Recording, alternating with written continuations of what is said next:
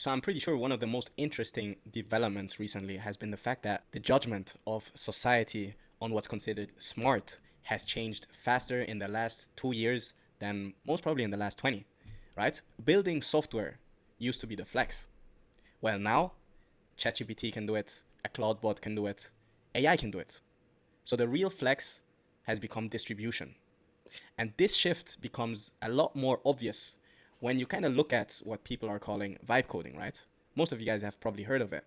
But vibe coding is basically the practice of building software with the help of AI. And when I mean by the help, it's literally vibe coding the whole backend using our type of English syntax, right? So the focus of vibe coding is less about writing perfect code and more about just shipping something that works fast and kind of find out if anyone cares. So essentially, we didn't really just make coding or bad builders better through AI, but we just made building itself less valuable because it can be done so fast. And when you have this development where the cost of creation is collapsing, competition in terms of tools and things that can be shipped explodes. Now, it's funny to think about the fact that what used to be hard is now just assisted. And what used to be easy, such as just picking up a camera and talking into the phone, is now pretty saturated. In this new world, coding is now pretty easy since it's assisted and it's partly just automated, right? But distribution has only become more brutal, more competitive, and it's kind of a psychological warfare. It's a war on attention that we're going through right now.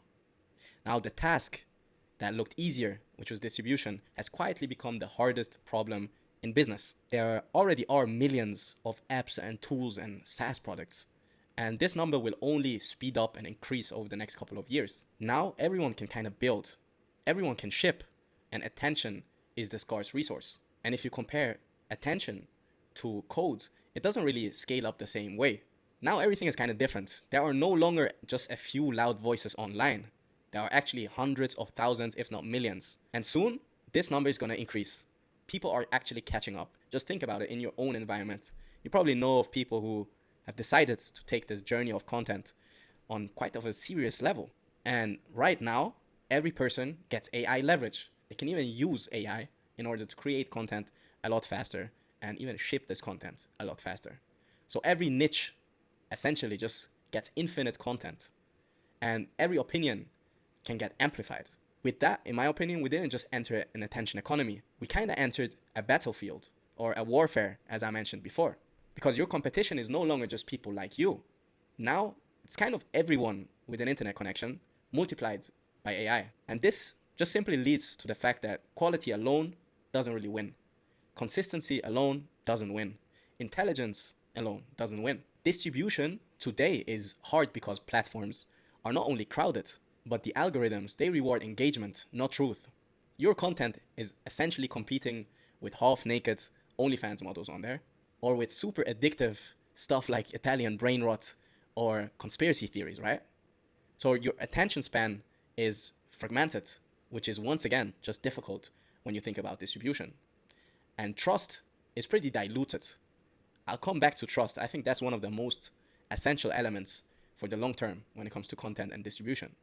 And just in general, audiences are pretty skeptical. Now, in my opinion, distribution now has just entered this next kind of phase where it actually requires psychological insight, not just technical skill or lots of capital behind it. Distribution isn't just marketing anymore. It's understanding human behavior at scale and with nuance. Now, there's a couple of scenarios I think we could kind of develop into over the next couple of years. Now, first of all, something that already pretty much exists right now is that influencers have become infrastructure. The future influencer doesn't just once bring attention towards a product. They're actually a proper distribution layer. And many of those creators actually become go-to launchpads for whatever type of products, right? We've seen it. This development, we've already seen it within the beauty niche. Look at Kylie Jenner, Kim Kardashian, Rihanna. They've all become billionaires just off of their brands, right? And they've been creator first just before all of their entrepreneurial endeavors.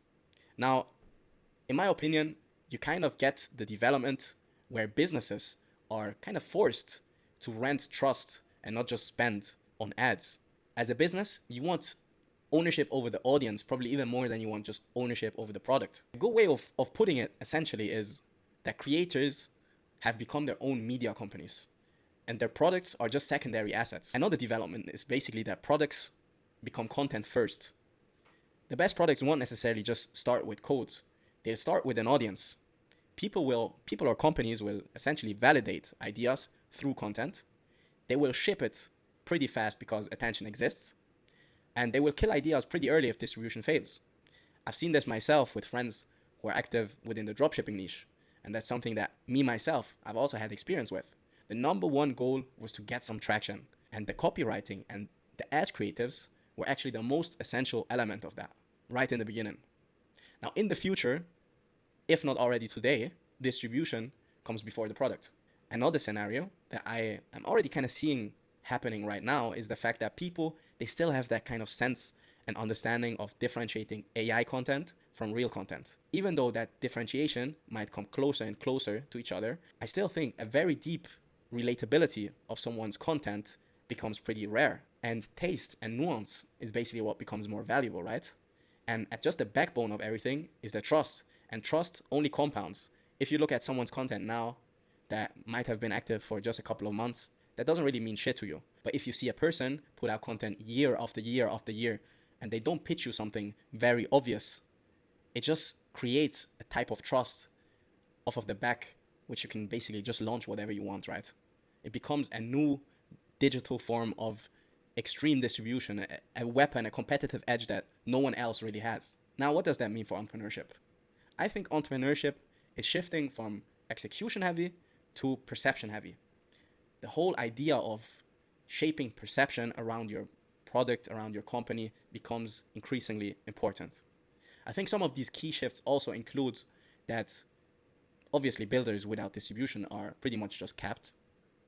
Creators with leverage can actually flip it and rent builders in order to create their products, whereas businesses used to just rent creators in order to sell their product.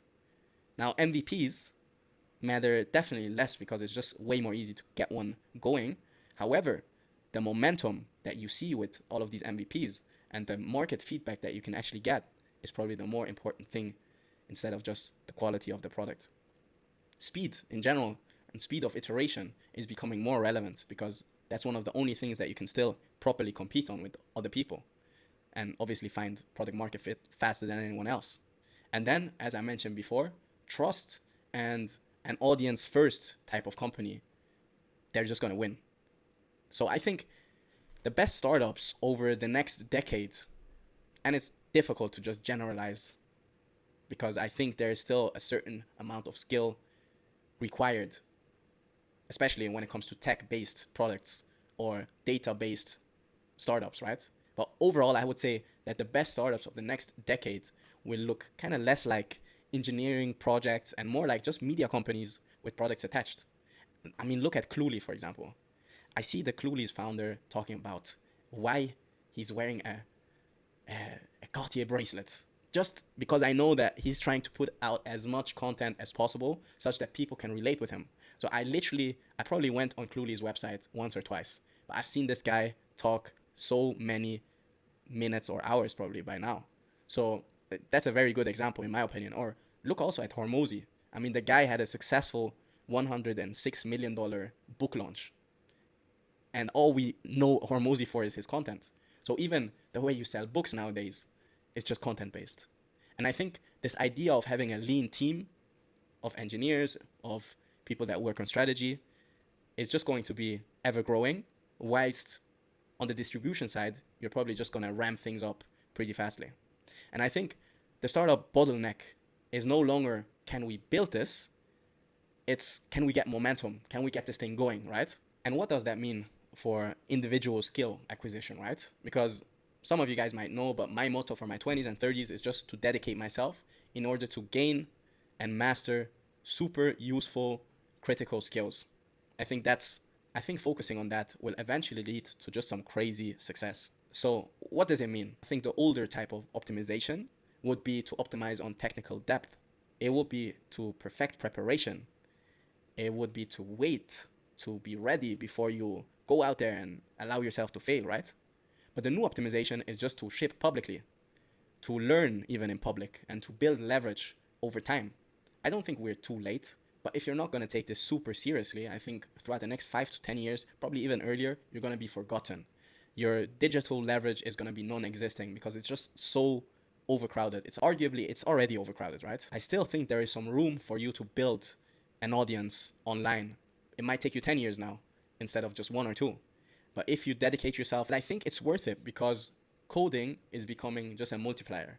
And I believe that distribution is really becoming the base layer. So focusing on skills such as writing, speaking, understanding nuance and taste, decision making, and understanding the new platforms to get really fluent on them is probably super important over the next couple of years. And is definitely also a set of skills that I'll be focusing on. Now, what's considered smart has always followed scarcity. When code was scarce, coders won. Now that attention is scarce, the people who understand distribution will shape the future.